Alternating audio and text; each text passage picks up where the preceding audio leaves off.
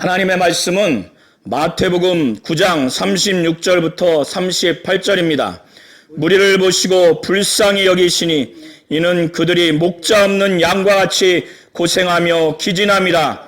이에 제자들에게 이르시되 추수할 것은 많되 일꾼은 적으니 그러므로 추수하는 주인에게 청하여 추수할 일꾼들을 보내주소서 하라 하시니라. 하나님은 불쌍히 여기시는 분이십니다. 하나님은 사람들의 영혼을 바라보면서 그들의 영적인 상태를 보시면서 하나님은 하나님의 형상대로 지은 인간들이기에 하나님은 불쌍히 여기시는 분이십니다. 예수께서도 오늘 본문을 통해서 말씀하신 것처럼 하나님의 뜻대로 하나님의 말씀대로 이끌어야 할 목자가 없는 사람들을 보면서 그들이 고생하며 기진맥진한 그들의 영적인 상태와 전체적인 상태를 보시면서 불쌍히 여기는 그런 마음을 가지고 계셨고 그의 제자들을 통해서 자신과 함께 목자 없는 이런 양들을 참된 목자로서 이끌어 주기를 그 일에 동참하기를 바라는 그런 말씀을 하셨습니다. 하나님은 불쌍히 여기시는 분이시고 그의 아들 예수도 불쌍히 여기시는 분이십니다. 예수께서 마태를 부르신 후에 마태의 집에서 마태와 세리와 죄인들과 또 제자들과 함께 식사를 하고 있을 때 침례 요한의 제자들이 자신들과 바리새인들은 금식을 하고 있는데 예수의 제자들은 왜 금식을 하지 않습니까?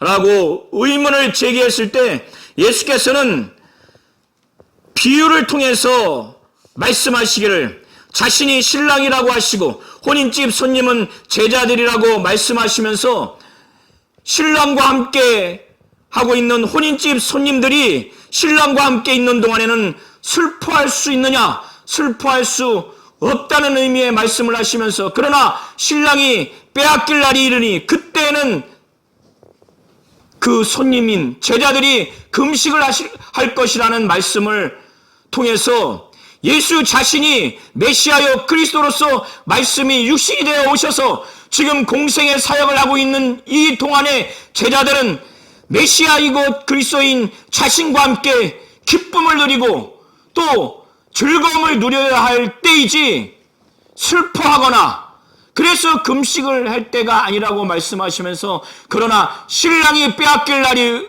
오리라. 바로 예수께서 십자가에 못 박혀 피 흘려 죽으시는 그 고난당하시는 날이 올 터인데 그때는 금식할 것이라는 말씀을 하시면서 예수께서 자신이 지금 그리스도로서 메시아로서 사역을 하고 있는 이 기간이 메시아 잔치 곧 혼인 잔치라고 기쁨의 시간 즐거움의 시간이라고 비유를 통해서 말씀하신 그 상황 그때에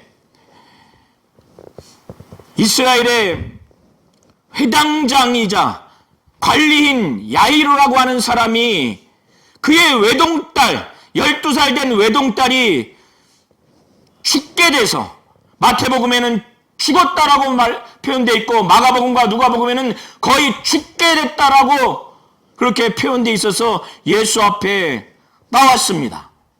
그래서 자기의 12살 된 외동딸이 지금 죽었으니 아버지 입장에서 얼마나 망연자실하겠습니까?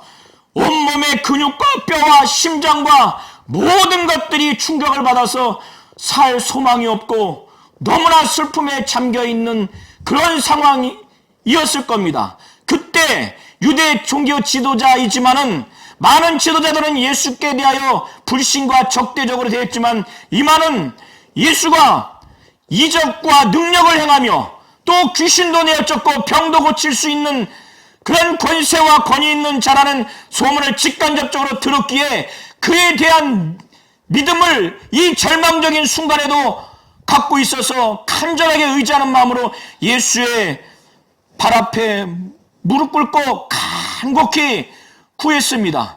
예수는 내 딸을 살릴 수 있다라고 하는 그 믿음을 가졌기 때문에 그 발 앞에 무릎 꿇고 간곡하게 오셔서 내 딸에게 손을 얹어달라고, 그러면 그가 구원을 얻어서 그가 다시 살 수가 있으니 우리 집에 와달라는 간곡한 부탁을 합니다. 그때 예수께서는 이 야이로의 이 정말 예수에 대한 믿음과 그 간절함과 무릎 꿇고 예수 앞에 간곡히 부탁하는 그 예수를 향한 경배하는 마음, 이런 총체적인 그의 믿음과 그의 심령, 그의 태도를 보고 많은 무리들, 제자들과 함께 그의 집으로 떠나려고 이제 일어섰습니다. 회당장은 회당을 관리하는 자이고, 그래서 예배에 관련된 모든 순서를 담당해서 지정하기도 하고, 때로는 예배를 인도하는 자이기도 하고, 그는 회당을 건축하는 데 공헌한 자이기도 합니다. 이런 유대 종교 지도자가 이와 같은 믿음을 갖고 나왔습니다. 그래서 예수께서는 그의 제자들과 많은 무리들이 에워싼 상태에서 회당장 야이로의 집에 걸어가고 있을 그때 12년 동안 혈루증으로 고생한 여인이 예수 앞에 나왔습니다. 이는 전 재산을 다 허비하면서까지 이 혈루증을 치료받기 위해서 이 의사, 저 의사를 찾아다니면서 치료를 받았지만은 전혀 치료를 받지 못했어요. 오히려 그 병이 더 중했습니다. 혈루증이라고 하는 것은 여인이 하혈하는 그 병인데, 이 여인은 육체적으로도 12년 동안 이 하혈 증세를 겪었으니 얼마나 고통스럽겠습니까?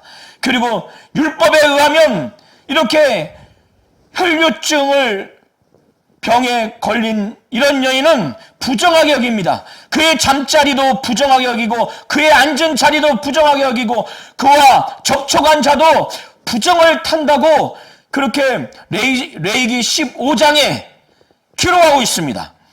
이런 여인은 그래서 종교적으로도 성전에 들어가지도 못하고 예배하지도 못하는 그런 삶을 살 수밖에 없습니다.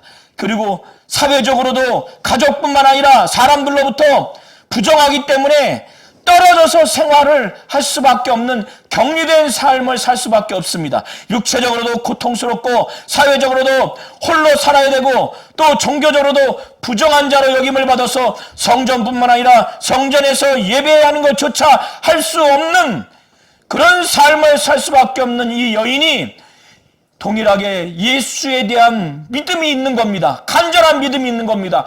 그는 이적과 능력을 행하고 귀신을 내어 쫓고 모든 질병을 고칠 수 있는 분이라는 예수에 대한 권위와 권세와 능력을 그는 직간접적으로 들었기 때문에 예수가 지금 오신다고 하는 소문을 들어서 그는 매우 두렵고 떨리는 마음으로 무리 가운데 끼어들어서 예수의 옷가라도 손을 대면 낫겠다고 하는 이만한 믿음을 갖고 그 무리 가운데 끼어들어가서 예수의 겉옷가에 손을 댔습니다.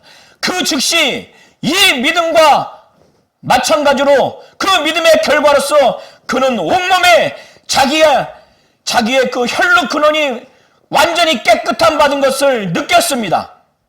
예수께서는 자신에게 손을 댄 자가 있다는 것과, 그리고 자기를 통해서 능력이 나갔다는 것을 그는 순간 느껴서 예수께서는 바로 야이로의 집에 바로 갈 수 있었음에도 불구하고 이 여인의 믿음을 드러내고, 이가 율법의 규정에 의해서 부정한 자로서 많은 사람 앞에 와서 손을 예수께 댔기 때문에 많은 사람들에게 부정함을 끼치는 그런 결과로서 율법을 어기고, 그래서 율법에 의해서 강한 처벌을 받을 수 있는 그런 두려움, 율법을 범했다고 하는 그 두려움, 그 엄습함이 그에게는 있었을 것입니다.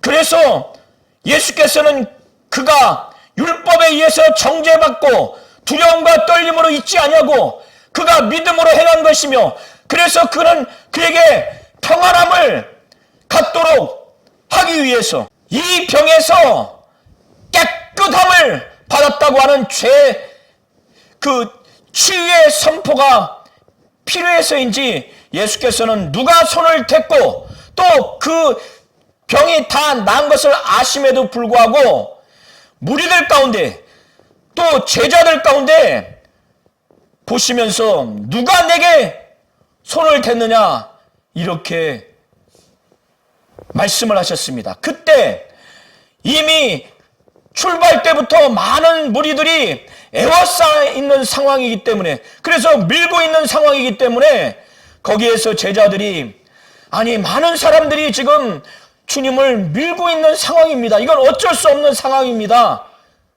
이렇게 이런 의미에서 표현을 했습니다. 그때 또 베드로는 지금 이렇게 사람들이 많이 에워싸서 밀고 있는 이 상황인데 이 상황에서 누가 밀었다고 이렇게 말씀을 하시는 것이 좀 적절치 않다는 그런 의미의 표현을 또 베드로도 합니다. 그리고 여러 사람들이 저는 손을 대지 않았습니다. 예수께 지적을 받고 책망받을까 염려해서인지 이런 대답을 합니다. 그때 예수께서는 그들에게 말하기를 지금 내게 손을 누군가가 댔고 또 내게서 능력이 지금 나갔다는 것을 내가 지금 알고 있다. 이런 표현을 그들에게 하고 있는 것입니다. 이것은 바로 이 여인의 믿음과 이 여인의 믿음으로 말미암아 하나님의 그 능력으로 체험받은 것을 많은 자들에게 그것을 알게 함으로 인해서 그들에게도 동일하게 그 믿음과 또 메시아 그리스도로서 이런 능력이 나타날 것이라고 하는 것을 아마도 가르쳐 주시기 위해서 이것을 공개하고자 한 것으로 보입니다. 그때 여인이 더 이상 자신이 지금 손을 댄 것과 그리고 자신이 그 결과로서 혈류 근원이 깨끗함을 받은 것에 대해서 더 이상은 숨길 수 없다고 판단해서 예수 앞에 무리를 뚫고 나옵니다. 두렵고 떨림으로 나옵니다. 율법을 어겼기 때문에. 그래서 그가 손을 댄 이유에 대해서 말하고 손을 댄 다음에 병이 깨끗함을 받은 그 결과를 예수 앞에 소상히 다 말씀을 드립니다. 그때 예수께서 그에게 책망하는 것이 아니라 왜 율법을 어겼느냐? 왜 나에게 손을 대서 부정하게 만들었느냐? 이렇게 하지 아니하고 율법을 표면적으로 어겼지만 그것이 그의 믿음이라고 내 믿음이 너를 구원하였느니라. 그래서 그 두려워하는 그에게 가장 친근한 호칭으로 따라 하면서 안심하라. 또 용기를 내라. 이렇게 그가 믿음을 갖고 간절하게 예수께 나왔던 그의 마음과 그의 행위, 율법을 어겨서까지 나왔던 그 두렵고 떨리는 마음으로 왔던 그에게 참으로 믿음이라고 말하고 있는 것이고 두렵고 떨리는 그에게 평안하라고 그리고 가장 사랑스럽고 애칭의 표현으로 따라하라고 이렇게 표현을 한 것입니다. 이것을 회당장 야이로도 보았습니다. 자기의 딸이 지금 죽게 되는 그런 급박한 상황에 다급했을 수도 있고 또 이것을 범으로 인해서 믿음을 얻을 수도 있는 상황으로 볼 수 있는데 이런 상황에서 회당장의 그 집에 사람들이 왔습니다. 그 딸이 죽었기 때문에 더 이상 예수 선생을 왜 괴롭게 합니까? 괴롭게 하지 마소서. 회당장에게 이렇게 말을 합니다. 회당장 야이로는 마가복음과 누가복음을 근거로 해서 거의 죽게 된 상황에서 예수께 왔지만은 지체하는 동안에 죽었다고 하는 비보를 들으니 정말 청천벽력, 온 뼈에, 온 심장에, 온 근육에 쭉 힘이 빠지는 상황이 됐을 겁니다. 이것을 옆에서 듣고 있던 예수께서 회당장 야이로에게 강력한 믿음을 요구합니다. 너는 믿기만 해라. 믿기만 해라. 두려워 말고 믿기만 해라. 그러면 내 딸이 구원을 얻으리라. 이 말씀을 야이로에게 강력하게 증거합니다. 그래서 야이로는 그 주의 말씀을 정말 믿음으로 다짐하고 갔을 것입니다. 야이로의 집에 들어가니 그 집은 온통 심한 통곡과 떠드는 소리로 가득했고, 또 피리 부는 사람과 아주 전문적으로 곡하는 사람들로 가득했습니다. 이제 딸이 죽었기 때문에 12살 외동딸, 이 당시에는 결혼 적령기가 12살입니다. 결혼도 하지 못한 어린 딸이 죽었으니 얼마나 충격이었겠습니까? 그러나 예수의 말씀만 의지하고 가는 겁니다. 두려워 말고 믿기만 해라. 그러면 구원을 얻을 것이라고 하는 그 말씀. 현실은 당장 변하지 않았지만 그 말씀을 의지하고 갑니다. 피리 부는 사람과 이 헌하는 자들, 이 곡하는 자들을 내보냅니다. 이 당시에 피리 부는 자들은 유대인의 관습에 의하면 그 장례 그 상황에서 슬픈 곡을 피리로 부르는 전문적인 악사입니다. 그리고 헌화하는 자, 곡하는 자들도 아주 슬피 애곡하는 그런 직업적으로 곡하는 자들입니다.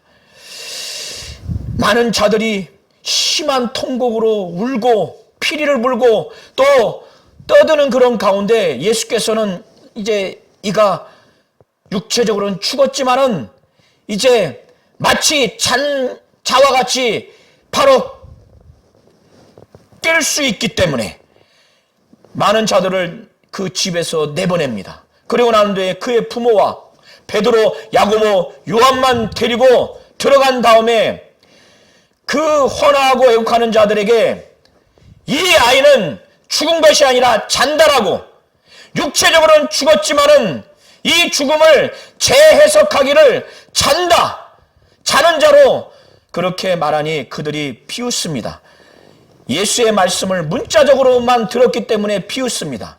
그때 그 시체가 있는 곳에 그 부모와 세 제자들을 데리고 간 다음에 예수께서는 죽은 이 어린 딸의 손을 잡고 달리다금 곧 내가 내게 말하노니 소녀야 일어나라, 이렇게 하니까 이 소녀가 벌떡 일어납니다.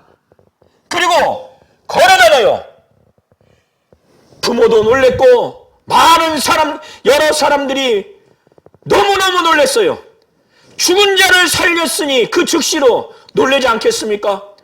그리고 난 다음에 그 소녀가 걸어다녀요. 예수께서는 그 소녀에게 먹을 것을 주라고 합니다. 그리고 난 다음에 신신당부해요. 이것을 아무에게도 말하지 말라고. 아무에게도 말하지 말라고. 그런데 이 소녀가 죽었다가 다시 살은 것이 막 소문이 퍼지게 됐습니다.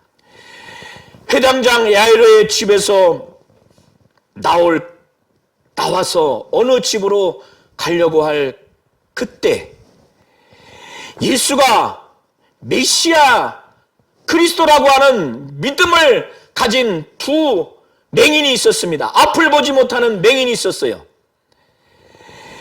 이들은 예수가 귀신 쫓고 능력을 행하고 기사와 표적을 행하고 또 병을 고치는 자라는 권세와 권위가 있고 능력이 있는 자라는 그것을 들었기 때문에 확실한 믿음이 있었고, 또 이들은 이사야서 35장 5절 이하를 통해서 메시아 곧 그리스도가 눈을 뜨게 하고 또 벙어리가 말을 하게 한다고 하는 메시아로서의 이 병 고치는 사역을 할 것이라는 믿음이 이들에게 있었던 것으로 보입니다. 그래서 예수가 그 집에서 나와서 어느 집으로 가고자 하는 그 길가에서 두 맹인이 예수를 만나기를 학수고대한 상태에서 아주 부르짖으면서 다윗의 자손이여 우리를 불쌍히 여겨달라고, 다윗의 자손이여 우리를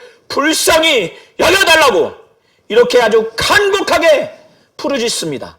그런데 예수께서는 묵묵부답 계속 그가 가고자 하는 집으로 걸어가십니다.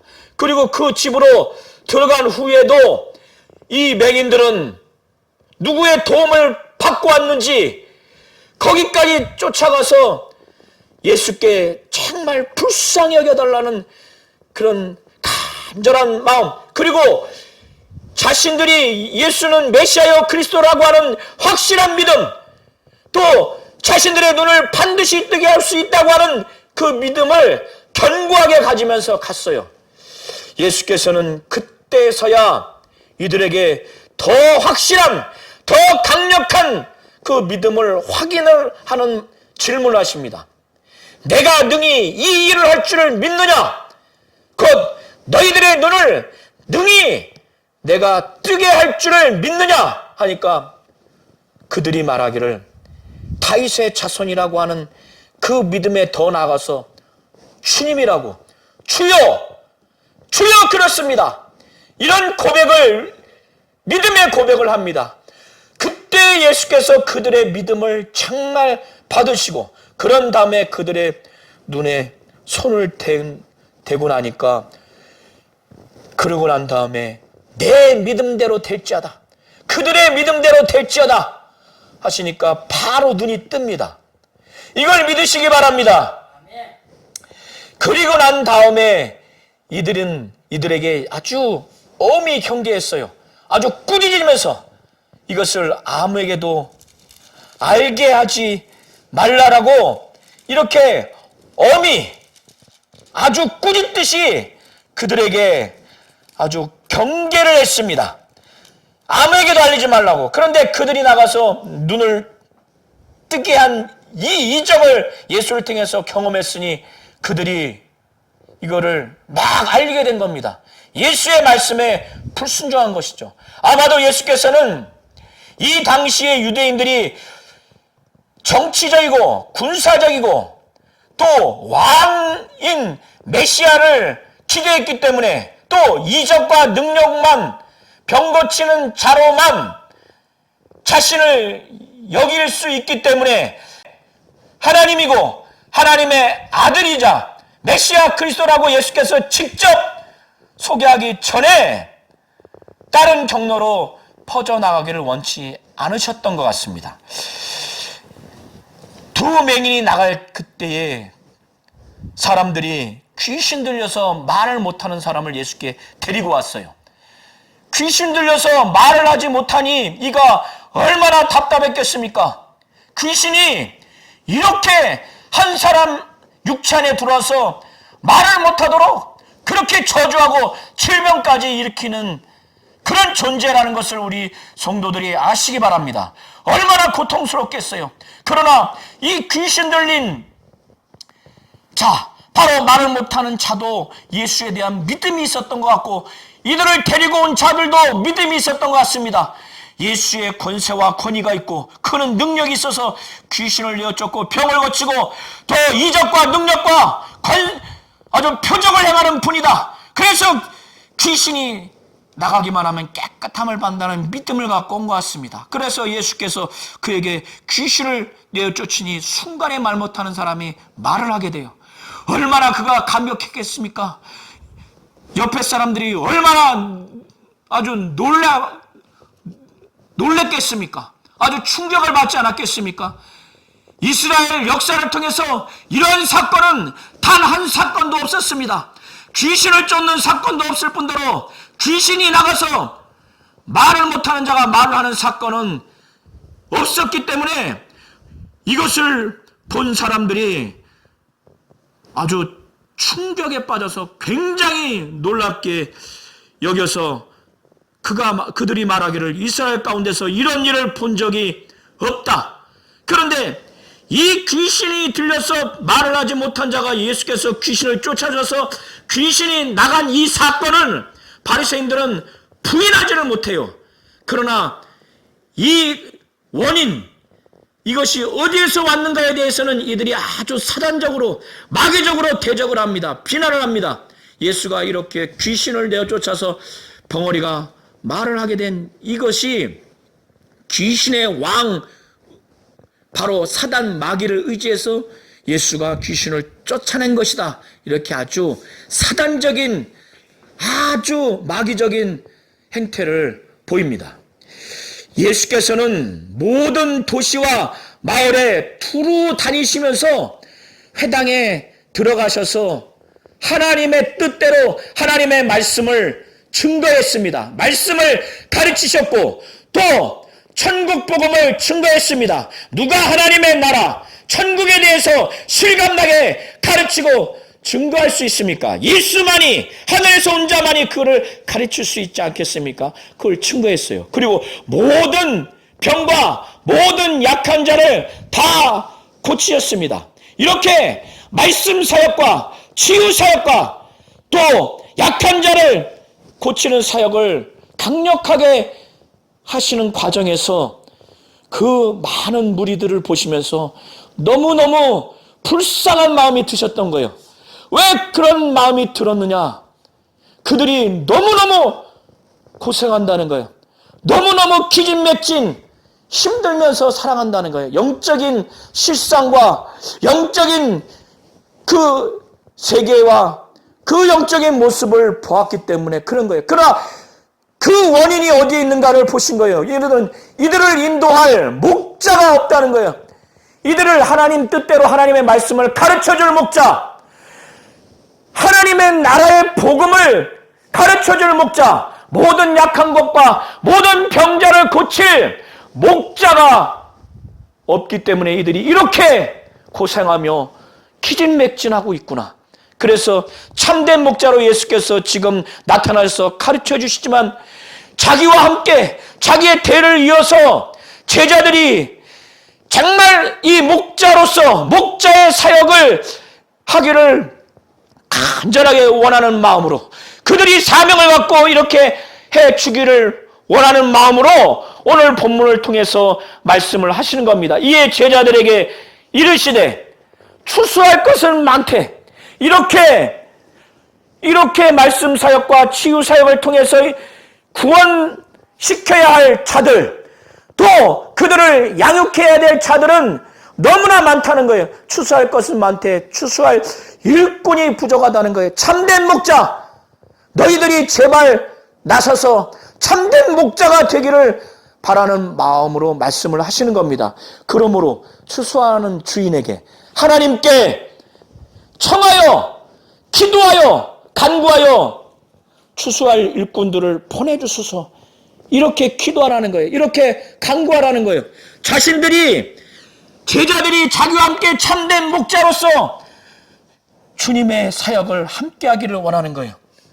정말 모든 병자를 고치고 모든 약한 자를 치유하고 하나님의 뜻대로 하나님의 말씀을 진리를 증거하며 하나님의 나라를 소개하고 하나님 나라를 사모하게 하고 하나님의 나라의 복음을 곧 천국 복음을 제자들이 증거하는 예수의 사역에 동참하는 자로 그들이 적극적으로 하나님 아버지께 기도해서 그런 일꾼들을 보내달라고 자신들이 그러한 참된 목자로 목자의 사역을 하는 자로 나서기를 바라는 마음으로 이 말씀을 증거한 것입니다. 하나님은 불쌍히 여기시는 분이십니다. 그의 아들 예수도 불쌍히 여기시는 분이십니다.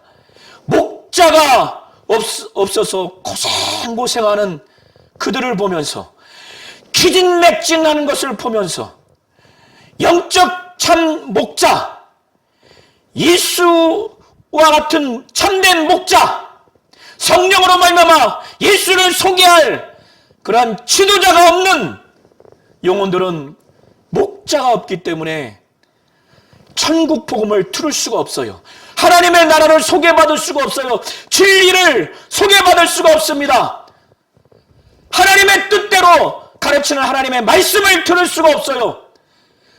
모든 병과 모든 약함 가운데 하나님의 성령의 능력과 예수의 권세와 권위로 그것을 치움받을 수 없기 때문에 고생하면서 기진맥진할 수밖에 없는 겁니다.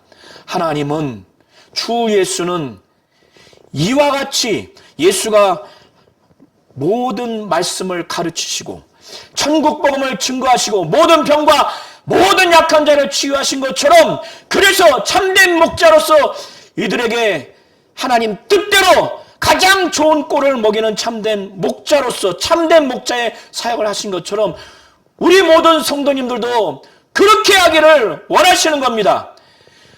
목자가 없는 양들을, 성도들을 불쌍히 여기는 그런 마음을 갖기를 원하는 겁니다. 하나님은 불쌍히 여기시는 분이시요, 그의 아들 예수도 불쌍히 여기시는 분이십니다. 특별히 목자가 없는 성도들을 불쌍히 여기시는 분이십니다. 우리 모든 성도님들도 주님과 같이 참된 지도자, 참된 목자가 돼서 목자의 사역으로 주님과 같이 불쌍히 여겨서 하나님의 뜻대로 하나님의 말씀, 진리를 가르치고 하늘나라를 소개하고 하나님 나라의 복음, 천국 복음을 증거하며 모든 병과 모든 약한 자를 치유하는 그러한 자가 되기를 하나님은 원하시는 겁니다.